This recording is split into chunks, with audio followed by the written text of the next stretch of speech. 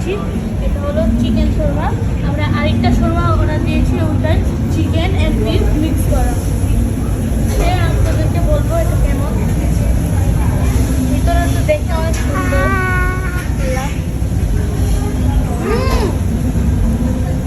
অনেক tasty guys. কেমন বইটা কেমন? এখন শুধু অপেক্ষা বিফ এন্ড চিকেনেরটা, তারপর আপনাদেরকে বলবো এটা কেমন। আমাদের বিফ অ্যান্ড চিকেন মিক্স শোরমাটা এসে পড়েছে। এখন এটা খেয়ে বলবো কেমন। বিসমিল্লাহ। এটা অনেক মজা।